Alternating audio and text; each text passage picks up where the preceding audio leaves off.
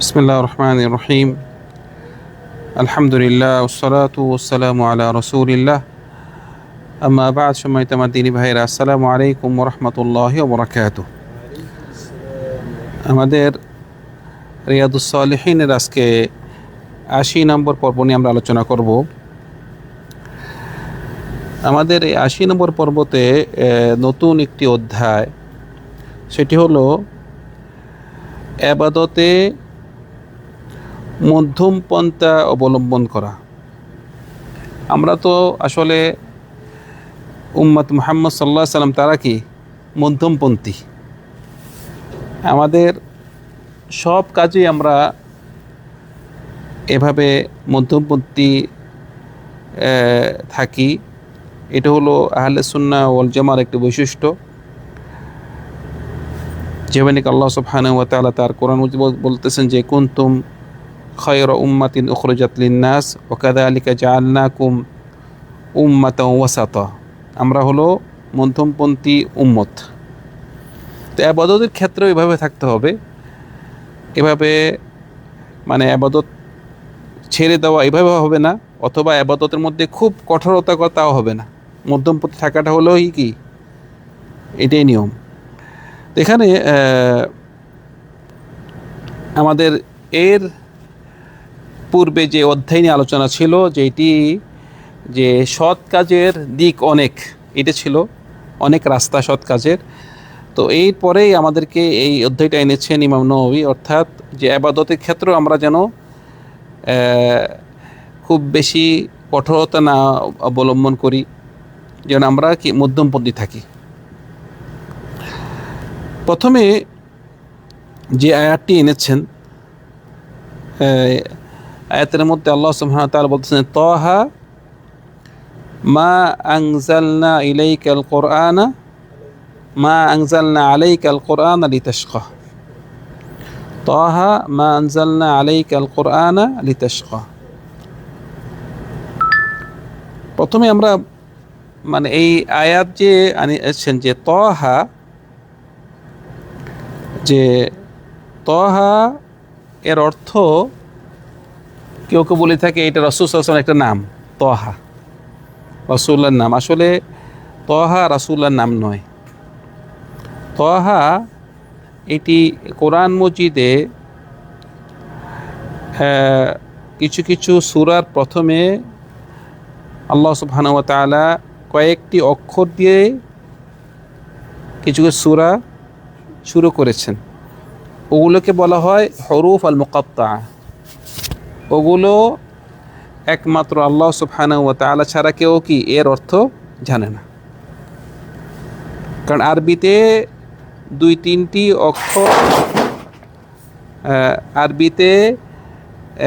তিনটি অক্ষর একসাথে হয়ে একটা শব্দ হয়, কিন্তু শুধু যদি একটা অক্ষর বলেন আপনি, বা তা, কোনো অর্থ হবে না। তো আল্লাহ সুবহানাহু ওয়া তাআলা তিনি বিভিন্ন সূরার প্রথমে এরকম বিভিন্ন অক্ষর উনি বলেছেন, কিন্তু এর অর্থ কি এটা উনি জানেন। তো সেজন্য যেহেতু আমাদেরকে এই অর্থ জানানো হয়নি, এগুলো নিয়ে আমরা জানতে পারবো না। তো এটি কত ওলামারা বলেন যে এর অর্থ কে জানে, আল্লাহ সুবহানাহু ওয়া তাআলা জানেন। এভাবে নাকি সূরাত তাহা আছে, বাকারাতে আলিফ লাম মিম, আলিফ লাম মিম, আল আরাফে আলিফ লাম মিম সাদ হা মিম আইন সিন কফ কফ নুন, এভাবে অনেকগুলো আছে। এখানে তাহা এরপরে আমাদের কথা, আমাদের যেই বিষয় সেটি হলো এরপরে আয়াতটি, যে মা আনজালনা আলাইকাল কুরআনা লিতাশকা, যে তোমার উপরে যে কোরআন অবতরণ হয়েছে, এই অবতরণ হয়েছে তোমাকে কষ্ট দেওয়ার জন্য নয়। কোরআনটি যে রাসূলুল্লাহর উপরে অবতরণ হয়েছে কি রাসূল কষ্ট দেওয়ার জন্য না, কষ্ট দেওয়ার জন্য না। এই কথা বলা কেন হয়েছে, কারণ যখন আপনি ইবাদতটি করবেন, আপনার মধ্যমপন্থী না হবে, আপনি মধ্যমপন্থী অবলম্বন না করবেন, দেখা যাবে যে ইবাদতটা আপনার জন্য কষ্ট হয়ে যাবে। অনেক সময় বিরক্ত আসতে পারে আপনার, যে বিরক্ত যেন না আসে আপনার, যেন ইবাদতটা করতে আপনি তৃপ্তি পান, মজা পান। কিন্তু আপনি যদি এটাতে মধ্যমপন্থী আপনার অবলম্বন না করেন, তো আপনি এটি কী হতে পারে, আবাদতের প্রতি আপনি বিরক্ত আসতে পারে। সে বিরক্ত যেন না আসে, আমরা আবাদতটি রাসূল সাল্লাল্লাহু আলাইহি ওয়াসাল্লাম যেভাবে বলেছি সেভাবে করতে হবে। তারপরে বলতেছে যে আবার আরেকটা আয়াতে আল্লাহ সুবহানাহু ওয়া তাআলা যে ইউরিদুল্লাহু বিকুমুল ইউসরা ওয়ালা ইউরিদু বিকুমুল উসর, যে আল্লাহ সুবহানাহু ওয়া তাআলা তোমাদের জন্য সহজ করতে চান। কি করতে চান? সহজ করতে চান। তোমাদের জন্য কোনো কঠিনতা তার কাম্য নয়। কি করতে চায়? সহজ করতে। মানে এই আয়াতটা কখন আনছে কি বলতে পারবেন? এই আয়াতটা আল্লাহ সুবহানাহু কখন বলছে? হ্যাঁ, না, রমাদান ইয়ার সময়, রোজার সময়, রোজা রাখার কথা যখন বলেছে তখন কি বলেছে এই কথা? ইউরিদুল্লাহু বিকুমুল ইউসরা ওয়ালা ইউরিদু বিকুমুল উসরা শাহরু রমাদান আল্লাযী উনজিলা ফীহিল কুরআন হুদাল লিন-নাসি ওয়া বায়িনাতিন মিনাল হুদা ওয়াল ফুরকান ফামান শাহিদা মিনকুমুশ শাহরা ফালইয়াসুমহু ওয়া মান কানা মারিদান আও আলা সাফারিন ফাইদ্দাতুম মিন আইয়ামিন উখার ইউরিদুল্লাহু বিকুমুল ইউসরা ওয়ালা ইউরিদু বিকুমুল উসরা। এই যে আল্লাহ সুবহানাহু ওয়া তাআলা রোজার কথা বলেছে, তার বলছে কেউ যদি মুসাফির থাকে, অসুস্থ থাকে, সে কি করবে? রোজা ভাঙতে পারে তার ইচ্ছে। সেজন্য আপনি এক লোক সে অসুস্থ, তার জন্য আল্লাহ কী করছে? তার জন্য সহজ, রোজা ভাঙতে পারবে। কিন্তু তার অসুস্থ, সে কষ্ট হচ্ছে না, প্রয়োজন নেই। আপনি অসুস্থ, আপনার কষ্ট যেহেতু হচ্ছে, আপনি রোজা ভাঙতে পারবেন। যেখানে আল্লাহ সুবহানাহু ওয়া তাআলা আমাদেরকে রুখসাত দিয়েছেন, যে এইটা কথা বলা, যেখানে আমাদেরকে সহজ করেছেন, সেখানে আল্লাহ সহজটি মেনে নেওয়াটাই হলো, এটাই হলো ইবাদত, এটাই উত্তম। সফরের সময় যেমন ধরেন, যখন আপনি সফর করবেন অথবা আপনি অসুস্থ আছেন, তাহলে আপনার জন্য রোজা ভাঙ্গাটা কি জায়েজ? কি জায়েজ? সফর আছেন অথবা অসুস্থ, আপনার জন্য কি রোজা ভাঙ্গা জায়েজ। কিন্তু যদি আপনার সফরের সময় রোজা রাখতে কষ্ট হয় অথবা অসুস্থ সময় রোজা রাখতে কষ্ট হচ্ছে, তখন রোজা ভাঙ্গাটা উত্তম। বুঝছেন? মানে এটা কেউ মনে করবে না যে আমি রোজা রাখতেছি কষ্ট করে সওয়াব বেশি হবে, না, সওয়াব বেশি হবে না এখানে, কারণ এটা আল্লাহ আপনি সহজ করেছেন। যদি যদি আপনার জন্য দেখতেছেন যে আমার তো কোনো ক্ষতি, আমার তো কোনো সফর করতেছি, প্লেনে যাচ্ছি, কোনো সমস্যা নাই, আমার কোনো রোজা রাখলে কোনো কষ্ট হয়, ঠিক আছে রোজা রাখেন আপনি, কোনো সমস্যা নেই। কিন্তু আপনি সফর করতেছেন, কষ্ট, পানি দিবাসে লাগতেছে, খিদে লাগছে, না আমি তাও খাবো না, না, এই বাড়াবাড়ি করা দরকার নেই। রাসূল সাল্লাল্লাহু আলাইহি সাল্লাম একবার সফর করেছেন, তো কিছু কিছু ব্যক্তিরা রোজা রেখেছে, কিছু ব্যক্তি রোজা রাখেনি। তো দেখলো রাসূল সাল্লাল্লাহু আলাইহি ওয়াসাল্লাম যারা রোজা রেখেছে তারা ভালো করে কাজ করতে পারেনি, যারা রোজা রাখেনি তারা খুব কাজ করেছে। তো রাসূল সাল্লাল্লাহু আলাইহি ওয়াসাল্লাম বলল যে আজকে সব সওয়াবগুলো যারা নাকি রোজা ভাঙছে তারা নিয়ে গেছে, কারণ কাজ করতে পারছে বেশিরভাগ। তো সেজন্য মানে কষ্ট করলেই যে বেশি সওয়াব তা নয়, কষ্ট করলে যে বেশি সওয়াব তা নয়, যেন আপনার কষ্টটা হাদিস মোতাবেক হয়, সুন্নত মোতাবেক হয়, ওইটা হলো কি সওয়াব বেশি। শুধু কষ্ট বেশি করলে সব এটা না।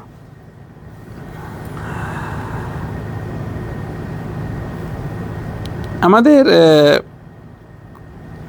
এখানে কয়েকটি হাদিস এনেছেন ইমাম নববী, তার মধ্যে প্রথম হাদিসটি হাদিস আয়েশা রাদিয়াল্লাহু আনহা।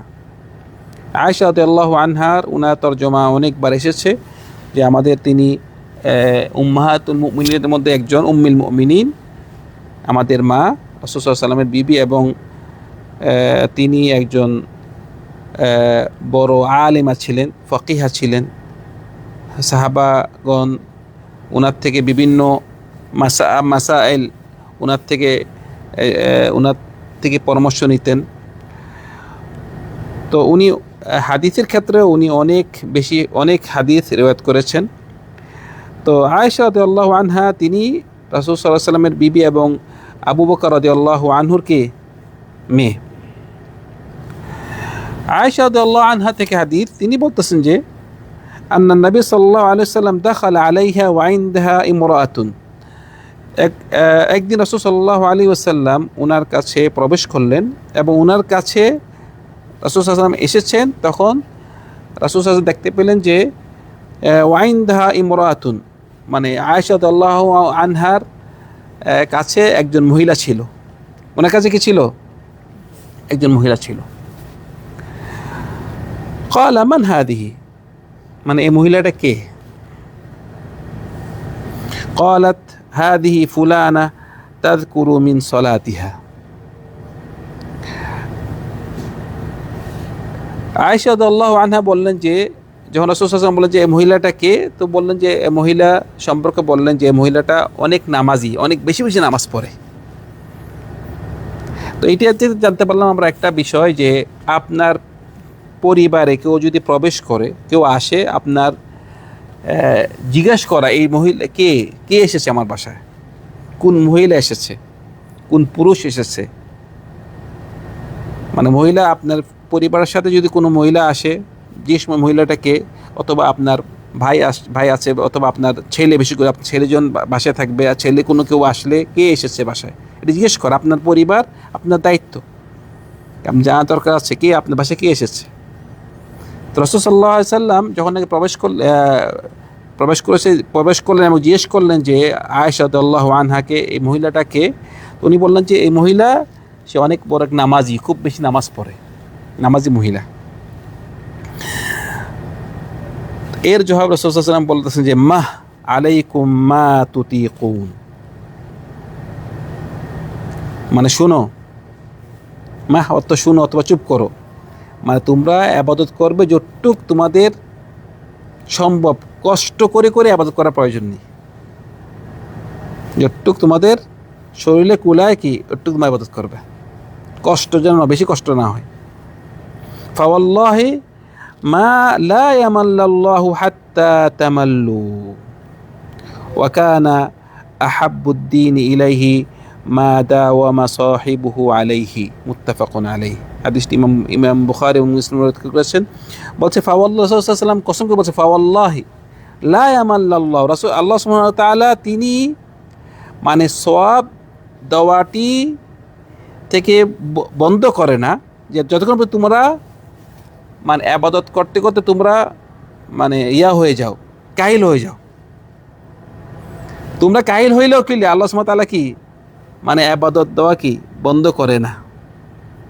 এর অর্থ হলো যে আমাদের এই ইবাদতটা যেন আমরা খুব আগ্রহ দিয়ে করি, করতে পারতেছেন না তাও জোর করে করা।